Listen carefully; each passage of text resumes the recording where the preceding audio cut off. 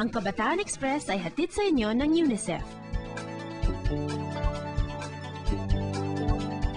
Mula sa kakaibang pamamaraan ng pagtuturo sa Mindoro, hanggang sa ulat ng Zamboanga del Sur tungkol sa diskwento ng kabataan sa pamasahe.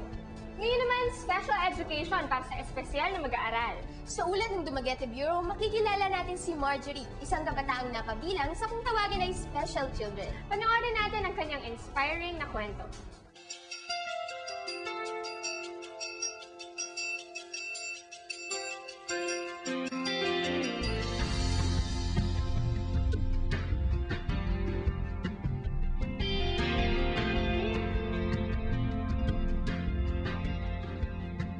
Lahat tayo ay may kwento, pero may ibang mga taong higit na nangangailangang maibahagi ang kwento nila sa nakararami.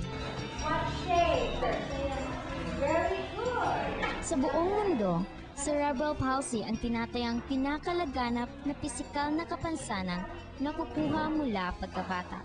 Ito ay isang permanenteng kondisyon na dulot ng pinsala sa utak. Nakaapekto ito sa paggalaw, pananalita, paningin, at minsan pati na rin sa pag-iisip. Ang mga individual na may cerebral palsy ay kakikitaan ng abnormal muscle tone, posture, reflexes, or motor development and coordination.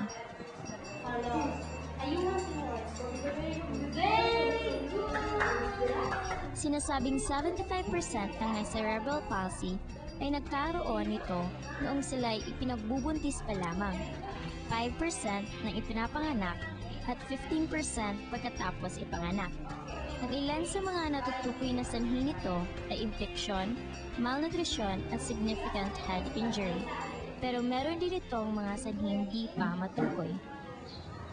Upang higit na maunawaan ang pinagdaraanan ng mga may ganitong karamdaman, binisita namin ang isang kabataang may cerebral palsy, si Marjorie.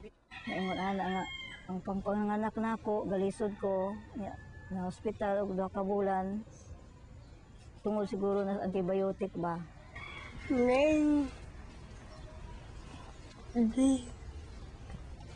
Becky! Dahil di makontrol ni Marjorie ang mga muscles sa kanyang dila at bibig, hindi madaling maintindihan ang sinasabi niya.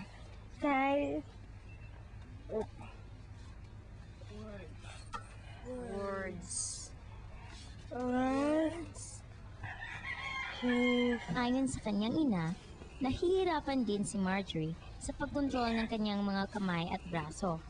Kaya naman, di naging madali ang pagsimula niya noon sa eskwela. Dili ko sa West, enrollment naman to. Sulayan ako sa pa-enroll na yung maestra nga. Ato siyang pasulaton. Ipasulat siya, nahilak man. Nahilak siya. Nailaglog sa ma'am, ailaglog sa man. Ngunit man anak itong usa ka maestra. Sulay dito sa speed. Dito mi. Bulong-bulong mi asa ng mga kuan ka special class ko. Dito, isulayan ako. Idawat man siya. Dito na ipon na siya itong mga klase ng normal. Kay mo dawat niya kay siguro nahibalo ang mga maestra nga lain og kuan ang bata. Bagamat hindi espesyal na paaralan ang Living Word, mayroon itong SPED class. Doon, mainit ang pagtanggap kay Marjorie sa kabila ng kanyang kapansanan. Bukod dito, ginawaran siya ng regular physical therapy sessions ng Great Physician Rehab, isang establishmentong itinayo para sa mga kabataang tulad niya. Wala mang lunas ang sakit na ito, malaki ang naitutulong ng physical therapy para sa mga pang-araw-araw na gawain ni Marjorie.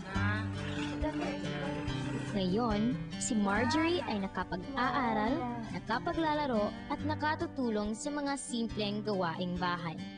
At ang lalo pa raw makatutulong sa mga tulad niya ay ang pang-unawa ng mga tao, hindi lang sa kanilang mga limitasyon, kundi pati na rin sa kanilang potensyal.